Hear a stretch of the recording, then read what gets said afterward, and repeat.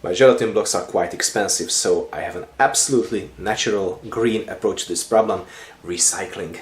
Let me show you how I do it. First, the gelatin blocks are pre-warmed and they are cut into pieces. And after cutting, and after the pre-warming, they will go immediately into the kitchen until my wife arrives.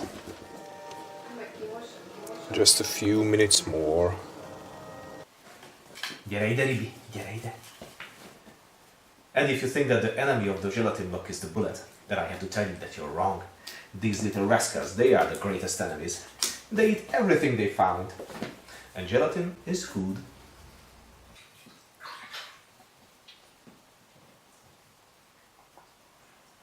Ribizli. Hello, kutyák. Good morning YouTube, this is Captain Ball again, and I have two gelatin blocks here with two rifles.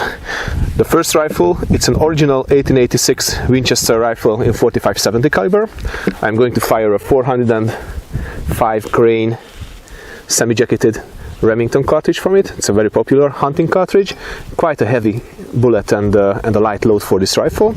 Low velocity cartridge. And the second rifle I have, it's a Pedersoli 1886x71 rifle, also in 45-70. That's a modern version of the original Winchester rifle, same action, designed by John Moses Browning, so it's an excellent rifle. And I'm going to fire a different cartridge. It's a 300 grain bullet Remington cartridge, jacketed hollow point. So we are expecting a better energy transfer from this one. It's a lighter bullet, it's 300 grains. And we'll see what is the difference between these two cartridges and these two rifles. Come, follow me, it will be fun. I was really curious to see how commercially available smokeless powder cartridges work in my gelatin blocks compared to the black powder cartridges tested in the previous videos. These Remington cartridges are workhorses of today's lever action rifles, so it really does matter how effective they are. They look similar, but the different loads and the different bullets guarantee that there must be a difference in the ballistics as well. The Pedersoli rifle is a faithful repro of the Model 71 Winchester rifle, originally chambered for the 348 Winchester round. This cartridge was intended to replace the old lever action cartridges, but luckily it never did, and I'm happy that Pedersoli offers this repro in 45-70. The differences between the original 1886 and the Model 71 and the Pedersoli repro are minimal.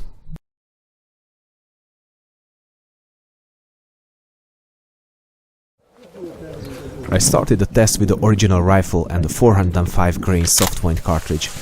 According to the factory data, the muzzle velocity of this cartridge should be 1330 feet per sec, but from this old rifle it was only 1180. The block is at 50 meters as usual.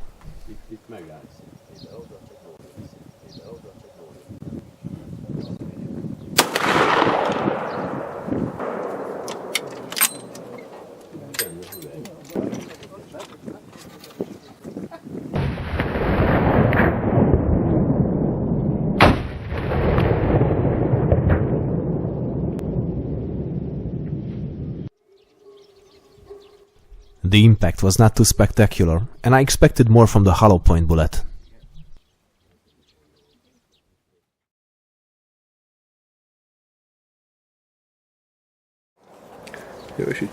The muzzle velocity of the 300 grain cartridge should be 1810 feet per sec, but from my rifle the round was only capable of 1503.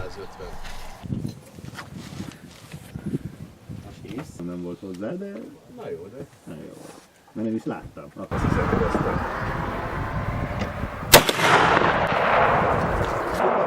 Élesbe gyakorlunk.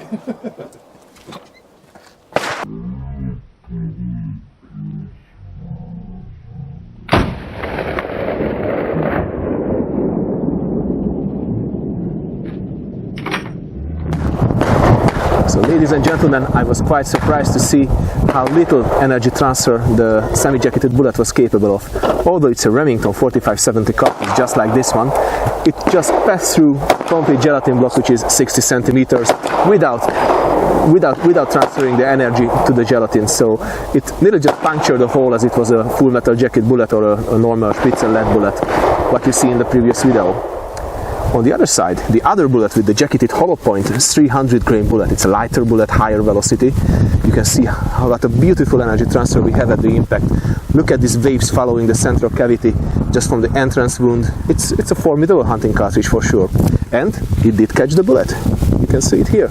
It's a beautiful mushroom. Beautiful mushroom. I like it. Let's take a closer look. The 405 grain soft point bullet showed a minimal shockwave effect, although the entrance wound, the central cavity and the exit wound are showing a strong damage. Great penetration, little energy transfer, just like the black powder reloaded 4570 cartridge. The work of the semi-jacketed hollow point bullet was completely different. The entrance wound was larger and the shockwave effect was excellent. The bullet heavily deformed and traveled 43 centimeters in the block. With the help of some Hungarian-style surgery, I removed the mushroom ball from the gelatin.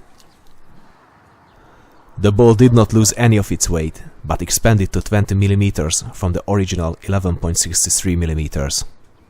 So if you're a hunter, I suggest you to choose this bullet and this cartridge.